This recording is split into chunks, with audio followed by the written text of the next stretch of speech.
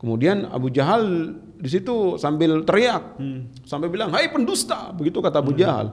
Ditantang sama Hisham, sama Zuhair, "Kamu yang pendusta. Kamu yang pendusta. Kami dulu tidak menyetujui isi boikot ini, tapi kamu yang kekeh, yang keras."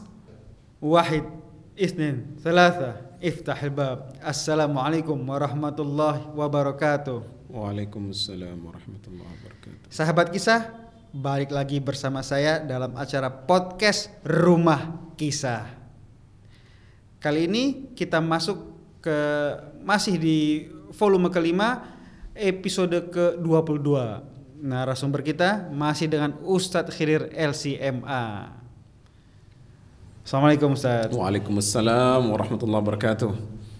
Masih nih di kisah eksklusif Sirah Masya Nabawiyah volume kelima, Allah. episode ke-22. Ya, episode 22 betul. Berakhirnya masa pemboikotan. Nah, ini Ustadz, sahabat kisah pada bertanya-tanya nih, apa penyebabnya tuh berakhir masa pemboikotan? Masya Allah. Bismillah, wassalatu wassalamu ala rasulillah wa alihi washabihi wa wala, amma ba'du. Baik, syukuran Bib atas undangan podcastnya lagi nih, alhamdulillah. Masya Allah. Kemarin kita sudah bahas ya tentang boikot, ya awalnya dari siapa, kemudian isi-isinya apa, kemudian dampaknya kepada Mekah dan khususnya Bani Hashim dengan Muttalib, kemudian peran daripada Abu Thalib seperti apa. Kemarin sudah kita kupas.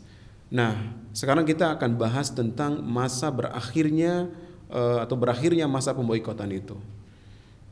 Bani Hashim dengan Bani Muttalib, mereka semua ini tidak hanya berinteraksi dengan sesama Bani Hashim saja atau keluarga besar, tidak. Tapi mereka juga berinteraksi dengan suku-suku yang ada di Mekah, bahkan suku-suku di luar kota Mekah. Jadi ketika terjadi pemboikotan itu, banyak juga orang tidak setuju seperti yang kita sampaikan kemarin. Banyak orang tidak sepakat. Ya, namun tadi lagi-lagi bahwa ini mayoritas, terutama Abu Jahal dan kawan-kawan mereka kan ini bangsawan semua nih. Ya, bangsawan mereka ini yang memiliki dampak besar sehingga orang-orang Quraisy pun akhirnya ya sudah nggak bisa bersuara di situ. Nah, ketika sudah genap 3 tahun, ini kan tadinya nggak ada masanya, Bib. Pemboikotan ini mau selamanya, justru Abu Jahal berharap ini seterusnya. Iya, apalagi otaknya nggak boleh berakhir ini. Kalau bisa sampai selama-lamanya. Nah, di situ ada seorang sahabat mulia bernama Hisham. Hisham ini adalah keponakan dari Khadijah. Jadi dia Hisham ini sering ngumpet-ngumpet, Bib. Kan ini diisolasi di satu lahan. Dia di satu tempat diisolasi. Jadi sering ngumpet-ngumpet nih Hisham ini nganterin makanan kepada bibinya. Nah, pernah sekali kepergok. Yang mergokin malah Abu Jahal. Waduh, gimana tuh Ustaz? Dipergoki sama Abu Jahal. Akhirnya dia adu mulut. Ya akhirnya dia nekat walaupun tetap disalahi sama Abu Jahal. Nah, ringkas kata, Hisham ini udah nggak tahan, sudah tidak tahan dengan situasi pemboikotan ini. Udah lihat lagi beliau kasihan dengan bibinya itu Khadijah radhiyallahu anha. Akhirnya apa? Dia datangilah beberapa orang yang kira-kira punya pengaruh di situ dan satu pemikiran dengan Hisham ini. Dia datangi siapa? Dia datangi Zum'ah. Dia datangi lagi Abul Bukhturi. Kemudian dan beberapa yang lain ya. Beliau datangi tuh. Dia datang ke rumah Bib. Datang ke rumahnya Abul Bukhturi, datang ke rumahnya Zum'ah. Dia ketok pintu, dia bilang Zuhair juga ya. Dia bilang bahwa kita ini tidak boleh membiarkan Bani Hashim dengan Muttalib tersiksa seperti ini, sementara kita ini masih makan enak, bisa pakai baju bagus, lihat mereka. Nah, itu yang dia angkat kesengsaraan daripada Bani Hashim itu. Beliau ceritakan dan ternyata itu masuk akal di mata Abul Bukhturi dan lain-lain. Betul juga ya. Kita ini masa kita hidup enak sementara Bani Hashim, Bani Muttalib, mereka semuanya ini hidup dalam kesengsaraan. Nah, itu dia bersepakat dengan tim ini ya dipimpin oleh Hisham tadi, bersepakat lalu mereka semua menyepakati kita ketemu di depan Ka'bah besok. Ketemu depan Ka'bah. Nah, itu kira-kira penyebab awal daripada berakhirnya masa boikot ini. Nah, setelah pertemuan tuh di Ka'bah, proses peristiwa selanjutnya bagaimana Ustaz? Terus reaksinya si Abu Jahal tuh. Wah, ini yang dahsyat, Bib. Masya Allah, di situ juga ada mukjizat Nabi Muhammad sallallahu alaihi wasallam. Allahumma shalli ala sayyidina Muhammad wa ala alihi wasallam. Jadi ketika nih Hisham dan kawan-kawan satu tim ini berkumpul di depan Ka'bah, tiba-tiba berteriak di depan Ka'bah. Berteriak dan mengatakan, wahai suku Quraisy, wahai saudara-saudaraku, kalian tidak bisa membiarkan Bani Hashim dan Muttalib sengsara, sementara kalian hidup enak, hidup nyaman, pakaian bagus, makanan lezat-lezat, begitu kira-kira bahasanya. Kali ini kita akan batalkan isi pemboikot itu. Jadi Abu Bakhturi angkat tangan, Zuhair, Zum'ah semuanya angkat tangan. Kemudian Abu Jahal di situ sambil teriak, sampai bilang, "Hai pendusta!" Begitu kata Abu Jahal. Ditantang sama Hisham, sama Zuhair, "Kamu yang pendusta. Kamu yang pendusta. Kami dulu tidak menyetujui isi boikot ini, tapi kamu yang kekeh, yang keras melakukan boikot kepada Bani Hashim dan Muttalib."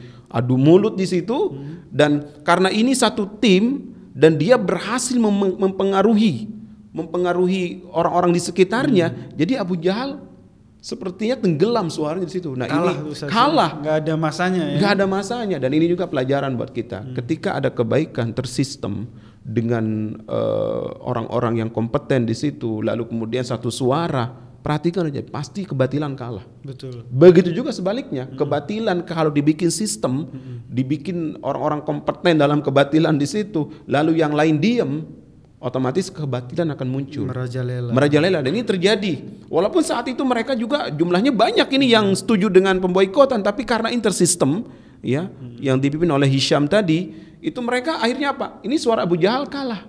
Suara Abu Jahal kalah. Dan ternyata saat adu mulut Abu Jahal dengan tim ini ya, sementara yang lain juga nggak bisa bertindak yang lain-lain karena udah kalah suara dengan timnya Hisham ini. Itu Abu Thalib menyaksikan dari jauh. Apa yang terjadi? Beberapa referensi dari Al-Bidayah wan Nihayah Ibnu Katsir menyampaikan bahwa Abu Thalib telah memprediksi bahwa isi boikot itu telah hancur. Nah, jadi kenapa beliau diceritakan oleh Nabi kita Muhammad SAW. Jadi beberapa waktu sebelum terjadi peristiwa adu mulut di depan Ka'bah ini, antara yang membela boikot dengan yang menyetujui pemboikotan. Jadi Abu Thalib sudah dibilang oleh Nabi bahwa isi dalam boikot itu atau kertas kulit yang dipakai menulis pemboikotan itu telah hancur. Dan itu salah satu mukjizat Nabi Muhammad SAW. Ternyata betul, Bib. Begitu Hisham meminta Abu Bakhturi, ya, ada Mut'im bin Adi juga di situ ya. Kemudian bilang masuk dan sobek itu isi pemboikotan yang ada perjanjian di dalam itu. Ternyata subhanallah begitu dia buka pintu Ka'bah, begitu dia akan masuk ke dalam Ka'bah mau mensobek isi boikot itu, Allahu Akbar, udah habis dimakan rayap. Dan yang tersisa apa? Cuman kalimat Allah saja. Masya Allah, Allahu Akbar. Memang itu mukjizat. Jadi dari satu lembar isi pemboikotan itu semuanya dimakan rayap. Yang tersisa apa? Cuman kalimat Allah Subhanahu wa taala. Dan itu juga sudah diketahui oleh baginda kita Muhammad sallallahu alaihi wasallam. Alhamdulillah Ustaz, setelah 3 tahun berarti ya. 3 tahun menahan penderitaan lama sekali. Lalu setelah berakhirnya masa pemboikotan itu, apa langkah selanjutnya yang dilakukan oleh Rasulullah, Ustaz? Nah, tentu ketika pemboikotan berakhir, kabar baik untuk Nabi kita Muhammad dan keluarga besarnya. Beliau akhirnya terus melanjutkan dakwah demi dakwah ke seluruh penjuru kota Mekah. Dan nanti di episode berikutnya, insya Allah di podcast nanti kita akan bahas bagaimana ketika dakwah demi dakwah dilakukan, di situ ada kejadian yang sangat menyedihkan hati Nabi kita Muhammad SAW. Jadi tadi kan pemboikotan terjadi pada tahun ke-7 kenabian, 8, 9 itu dakwah terus, 10 dakwah terus. Di tahun ke-10 ini ada kejadian. Nanti insya Allah di podcast berikutnya kita akan kupas di situ. Baik, jazakallah khair Ustaz. Wa iyyakum. Sahabat kisah. Penasaran kan di podcast selanjutnya ada apa? Sebelumnya saya ingetin kembali nih, jangan lupa untuk di like, subscribe, and share. Komen jangan lupa juga. Tapi ingat selalu komen yang positif. Nah, kritik yang membangun boleh. Baik sahabat kisah, sampai ketemu di podcast kami selanjutnya hanya ada di Rumah Kisah. Wassalamualaikum warahmatullahi wabarakatuh. Ma'assalamah.